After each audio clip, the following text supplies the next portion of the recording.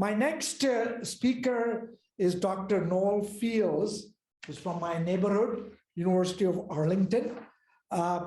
She is an associate professor and Roy E. Dollock Professor for Community Praxis Research at the School of Social Work at the University of Texas at Arlington.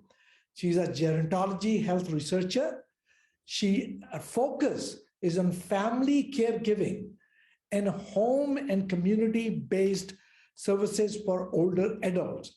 She has been PI and co-PI on several funded projects with National Institute for Transportation and Communities. I didn't know that there existed an NITC, which is very interesting in that, and it addresses issues related to transportation, equity, mobility among older adults, and environmental justice population.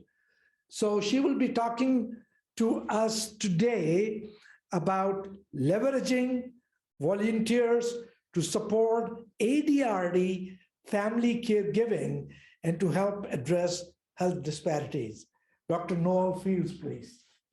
Hi, thank you so much for this opportunity. I do have a couple areas of research. One is definitely transportation and transportation equity for older people, but I also have another line of research which is related to family caregiving and persons with dementia. So I've had the great privilege of working with family caregivers, both as a clinical social worker and as a researcher. So I'm going to actually stop my video and bring up the presentation. I know we are running a little bit short on time, so I will watch the time, and I will do my best because I know that everybody's eager to have questions. You can have extra 10 minutes. I will try to give you 25 to 30 minutes. Okay, thank you so much. So again, I appreciate so much the opportunity to be here among such esteemed colleagues and scientists. I really do. I just appreciate all the work that everyone is doing. So I have no conflicts of interest to report. This is a little bit of an outline for what I'll be covering in terms of talking a little bit about an overview about Alzheimer's disease and related dementia family caregiving. I very much focus on that, particularly sometimes the dyad, the family caregiver, as well as the person with dementia. Talk a little bit about racial and ethnic disparities in ADRD care. Thinking about research considerations for interventions, leveraging volunteers is a promising way to look at addressing health disparities, but also encouraging participation from, like the previous presenter mentioned, having more folks from minority populations, historically excluded populations be engaged in this ADRD research. I'll be talking about innovative strategies, one in particular, and I'll provide some references. So just a little bit about informal caregiving in the US. We all know here that the US population is becoming older. And while non-Hispanic whites today remain the largest single group of older adults, the nation is experiencing a historic shift in diversity of older racial and ethnic groups. So sometime after 2040, no racial or ethnic group will make up the majority of the US population. We're going to see changes in terms of values, preferences, and meanings that individuals bring to aging, as well as to being caregivers of persons who are growing older. So over the coming decades, we are going to see that America's Hispanic, Asian, and multiracial populations will be expected to more than double in number. And so these are important trends for us to think about and to consider as we think about research and the importance of inclusion and culturally congruent interventions. So what we do see is that by the year 2060, 56% of adults age 65 and older are expected to be non-Hispanic white, according to census data. So that's a little bit about caregiving. The value of caregiving, I think, is really important to provide context for my work around family caregiving, and the idea that approximately 80% of the care for persons with Alzheimer's disease and related dementia in the US is provided by family members, friends, and unpaid caregivers. And this has great value in terms of, this is about 21.9 billion hours of unpaid care per week to individuals with ADRD in the US. That's a lot. That's a lot. And it's a lot of good work that's being done. And as you know, most of our family caregivers are not recognized for this important work that they're doing. So caring for persons with ADRD has a major economic impact on the United States in terms of its an estimated annual value in 2019 was about $244 billion. The Alzheimer's Association has great reports every year about, and these statistics change. So what's important to know is that without significant headway in finding a cure for Alzheimer's disease and related dementia, costs are projected to increase to 1.1 trillion annually by the year 2050. So if we are going to continue as a society to rely on families and friends and unpaid caregivers to provide the majority of care to persons with dementia, it's really critical that we have programs and services that are designed for their unique needs and that are accessible, affordable, and cost-effective. So why do caregivers provide care? Always thinking about, again, what's at the heart of the matter. And really it is that most people are saying it's the desire to keep their family member or friend at home. They really want to keep people out. They want to keep their loved ones or the persons that they're caring for out of institutional care. Also just the proximity to the person with dementia. So living near each other, and then also the caregiver's perceived obligation to the person with dementia, and that can be based out of cultural values and filial piety. So that's some of the reasons that caregivers are doing this important work. In terms of caregiving impacts, caregiving can be a positive experience. I think oftentimes we focus a lot on the challenges with caregiving, and there are many, but there are positive experiences experienced by some folks. Things like caregiver gain, caregiver rewards, and caregiver satisfaction. Research suggests that a caregiver with a positive outlook on caregiving may experience less stress and physical ailments, which may allow them actually to be more hopeful. Although some caregivers report these positive aspects of caregiving, such as a closer relationship with the person with dementia with a care recipient, there are, of course, issues related to managing behavioral symptoms of ADRD, such as sleep disturbances and wandering, maybe even refusing care. And these things are associated with increased stress and depression of family caregivers. So that's important to think about the caregiving impacts, both positive and the things that are challenging. So I wanted to talk about racial and ethnic disparities in Alzheimer's and dementia care. The Alzheimer's Association has a fantastic report out last year about this very topic. And what we have seen is that stigma, cultural differences, awareness, and understanding about Alzheimer's disease and related dementias can all be factors leading to health disparities. In addition, the ability for a person to get a diagnosis, manage the disease, and be able to access quality health care contributes to health disparities. So for example, according to the Alzheimer's Association, concern about developing Alzheimer's is lower among African Americans when compared to whites. More than half of non-white Americans believe significant loss of memory or cognitive abilities is a, quote, normal part of aging. Hispanic, Black, and Native Americans are twice as likely as whites to say they would not see a doctor if experiencing thinking or memory problems. And 1 in 5 African Americans say they would feel insulted if a doctor suggested a cognitive assessment. Additional disparities include uneven representation of racial and ethnic minorities in research and clinical trials. So the knowledge, concern, and stigma about Alzheimer's disease really varies widely across racial and ethnic groups, but these are some things that the Alzheimer's Association points out as important to consider. So thinking about research considerations and what are the barriers to having more folks enrolled in these clinical trials engaged in research. There's a great article by Babulal and colleagues in 2019. And this idea that trust is really needed to facilitate recruiting. And some of you have mentioned this the last couple of days. The idea that there's differing emphasis on family and respect for older adults. And these are important considerations for seeking to enroll diverse racial and ethnic groups into research studies.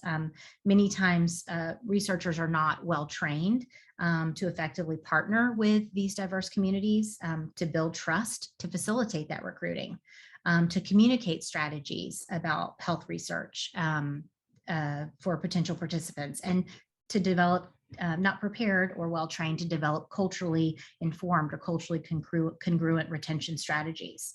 Many times there are researchers or there's a lack of researchers or staff from underrepresented groups on the research team. There may be resources and barriers in terms of expertise, things like that, even things like insufficient budgets, limited expertise to culturally tailor study documents to have, again, that cultural congruence. And then there can be participant level barriers, of course, most often cited things like mistrust, maybe limited knowledge about clinical research that can affect both recruitment and retention. So I'll come back to these research considerations toward the end of the presentation and how they kind of relate to my work. In terms of interventions for persons with ADRD, in terms of informal care partners, there is a strong evidence base for ADRD intervention research with family caregivers, but many of the studies we have seen have been challenged moving from research to practice. And so the current systems of support and services for ADR caregivers is very limited. There's a concern about growing impending shortages in the geriatric workforce and family caregivers. And so we really need to be thinking about increasing the availability of long-term services and supports that are going to be effective and help offset these challenges in ADRD caregiving. So something that I've been doing work with in the past few years, in addition to transportation equity work, is around optimizing and training volunteers to actually address unmet ADRD caregiving needs that can be potentially scalable and cost effective as an approach to address gaps in ADRD care. So in this presentation, I'll focus on how harnessing the power of volunteers may help address service gaps for ADRD caregivers and highlight different types of volunteer programs, but one in particular that's a new pilot study. So in terms of just, again, for context, and I appreciate my presentation may be different than others. Hopefully this is going to shed light, though, on an important topic. In terms of volunteering, it really is a key activity for millions of Americans. So when I title my presentation, Leveraging Volunteers, there are millions of Americans volunteering. So we have that. We have a volunteer base in the United States. So there are, millions of people volunteering in different capacities. This provides a larger benefit to society, including things like promoting civic engagement and building stronger communities. So even during COVID, that volunteerism remains strong, and particularly the folks that I worked with through the Senior Corps, that desire to volunteer remained even during times of required social distancing. So volunteering with older adults really has strong historical roots, based way back into the 1800s with friendly visitor programs. So there's a rich history of volunteering with older people. And today, these volunteer programs support older adults in a wide variety of ways, as well as with their families through things like Meals on Wheels or volunteer driver programs or skills training and companionship. And so that's good. The volunteers are there and they are committed to the causes that they serve, and they have a larger benefit to society. So in terms of volunteers to support ADRD family caregivers, there have been programs that have utilized lay providers or volunteers to provide guidance and support to ADRD caregivers. I'll talk a little bit about one of my studies that in the last couple of years. And these approaches and models of care are important for several reasons. So for one thing, volunteers that are part of the same community as ADRD caregiver may help promote engagement, empathy, and culturally informed support, and promote that culturally congruent care and intervention. Volunteer programs may help offset the projected decrease in the number of family caregivers who are willing and or able to provide care to persons with ADRD. And volunteers can actually augment the delivery of non-pharmacological interventions. And these lay providers, these volunteers may be well positioned to serve as primary interventionists for persons with ADRD and their family caregivers. So looking at moving away from more expensive, costly interventions, again, as we talk about having the challenges of moving things from research to practice, volunteers may be one, using volunteers, training volunteers may be one potential strategy. So I created this, not the most complex figure, but as I situate my thoughts around volunteers and health disparities research, I think about the role of that volunteer and being able to address stigma awareness, cultural differences, and recruitment and retention. And I'll have a specific example to share. But when we think about volunteers, particularly those that are part of the same community, that can be very important in addressing the things that we've talked about, the challenges and also the health disparities in research and along with caregiving. So I'm going to focus more, particularly more today on churches and other faith-based organizations. They have a very important role in volunteerism in the United States, a long history of providing services and support for older adults, such as visiting persons who are homebound or living in nursing homes and providing support groups for individuals and families. So faith-based communities often provide services and supports to family members caring for a person with ADRD. And oftentimes family caregivers may turn to clergy for support. They maybe consider the clergy as first responders because congregants frequently approach them in time of crisis, is what we've seen in the research. Research in particular suggests that many African-American families turn to religious and/or spiritual leaders during times of distress, which may be related to a mistrust of the healthcare system and/or the negative impacts of structural racism.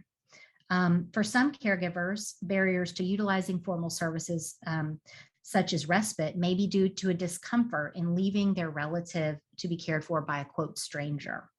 In particular, African Americans may be more likely to trust their fellow congregation members and feel greater trust of using respite that is provided by volunteers from their faith-based community. Let me go to the next slide. So I wanted to share a little bit an innovative strategy that's new, a pilot study that's launching now called the Faith Care Family Project. We had developed a study funded by the NIH, an R15 area grant that was a lay provider, culturally informed, community-based intervention with African-American ADRD family caregivers. And we are looking to actually adapt that program for use with African-American congregant volunteers at predominantly African-American churches as part of the FCF project. Part of the rationale for this and for the adaptation of the previous study is that findings from that study suggested that this lay provider volunteer program offers promise for meeting the needs of African-American ADRD caregivers. Secondly, African-American ADRD caregivers often rely on their churches for support, according to the research. And finally, previous researchers have used church settings for interventions with African-American ADRD caregivers. So based on the previous study, the findings from that, and after adaptation, we are proposing that the FCF intervention, we hypothesize it will have benefits not only for African-American family caregivers in terms of decreasing caregiver burden, increased appraisal of caregiving benefits, coping skills, and social support, but also for the church volunteers in terms of increasing their knowledge of ADRD. So I want to acknowledge my research team. This, of course, I'm Noelle Fields, my colleague, Dr. Ling Zhu, and Dr. Sean Williams. We were all joined together in the original NIH-funded study that was, I'll talk about next, that was a lay provider intervention. And we actually are very privileged to have Dr. Fayron Epps join our team for the Faith Care Family Project. She is a wonderful colleague and really internationally known for her work in African-American congregations and working around dementia-related issues in those settings. So the foundation for the project really is based on this NIH-funded study, the Senior Companion Program Plus. We are piloting the Faith Care Families Project in Dallas. Currently, we're getting ready to start that. But the larger study was looking at 3 sites actually sites in Texas, Louisiana, and Arkansas. Of course, was sort of launched pre-COVID, and we had lots of challenges with COVID, but nevertheless, I'll tell you some of the things that we learned. So we have the Senior Companion Program is a national program, if you're not aware of it. It's one of the 3 national senior service corps programs funded by the Corporation for National and Community Service. And so it's been around a long time. They have older adults age 55 and older who have kind of they meet an income threshold, but typically it's lower income, below 200% of the poverty level. And so these folks are eligible to become senior companion volunteers.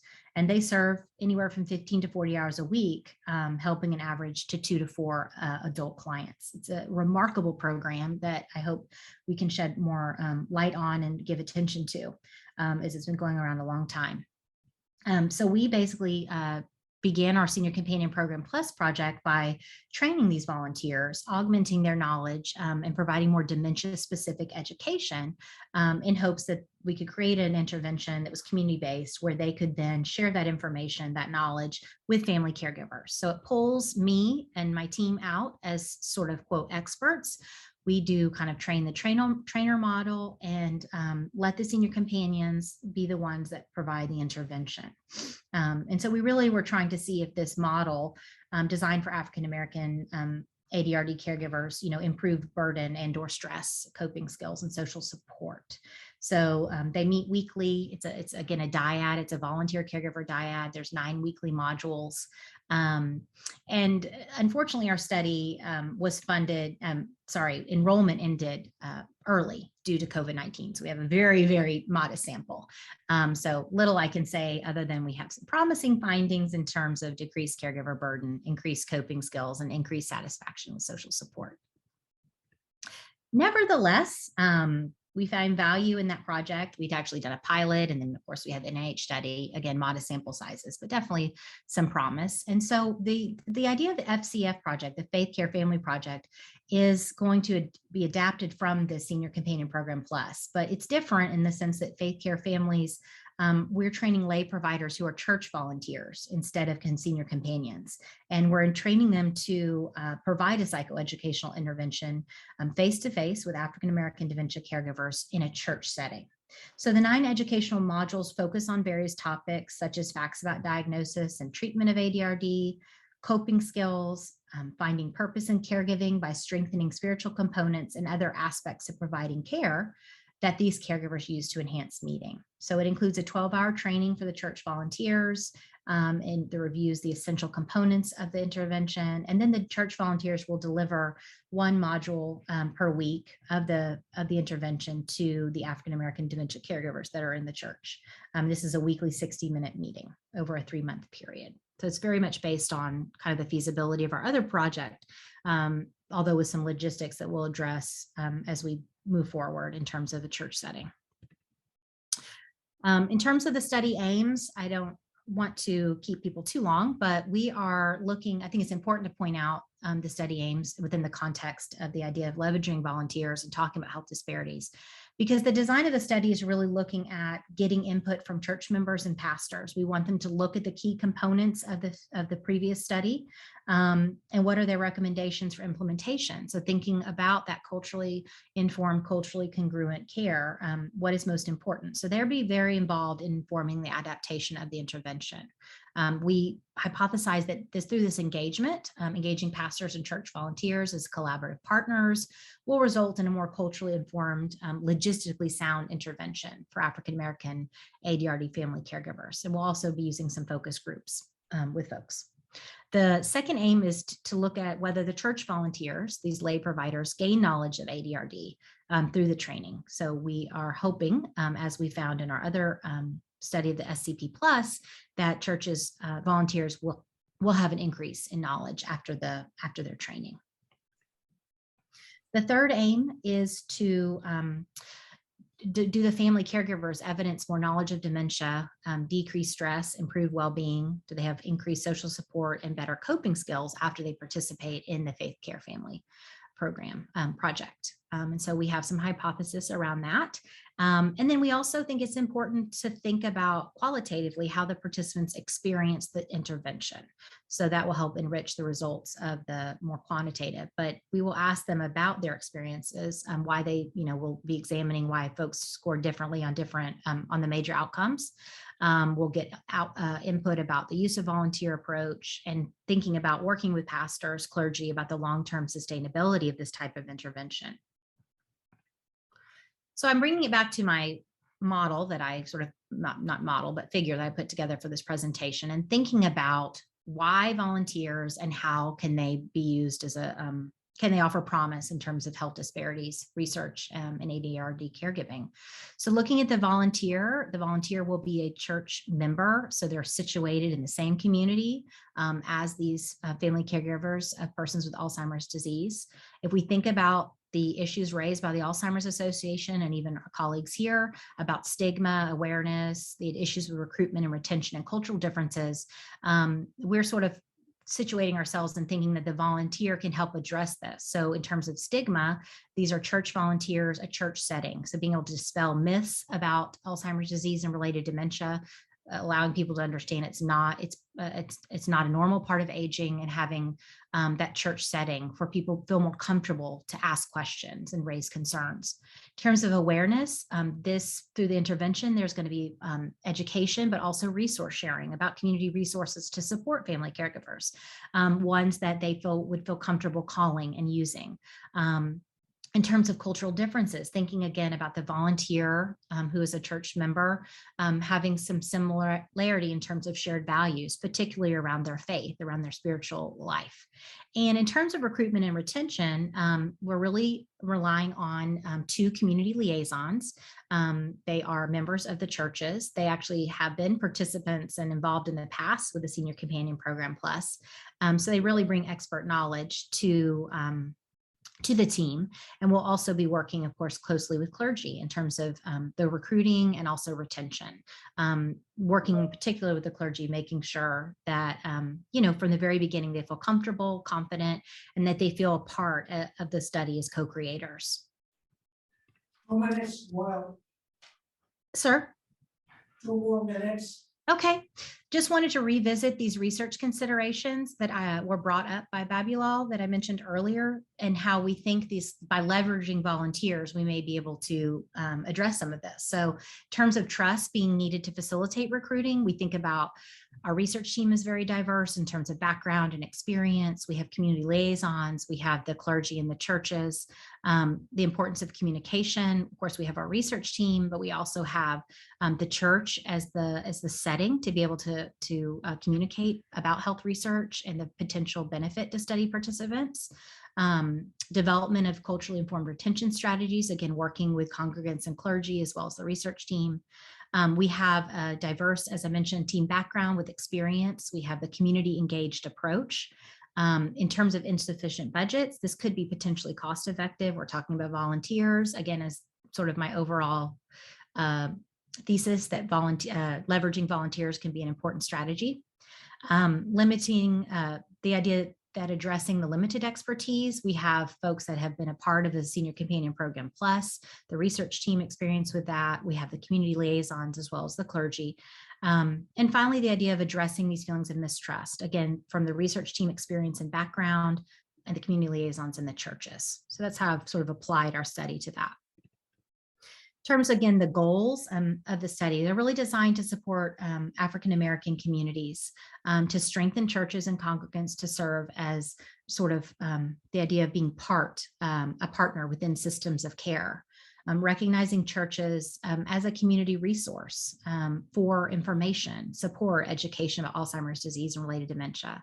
And also potentially, as we think about health disparities, churches and these volunteer programs being a referral source for health systems to reduce health disparities associated with ADRD in the African-American community. And some of this is inspired by Alter, which I have a reference for, which is Dr. Epp's work in dementia-friendly congregations, African-American congregations.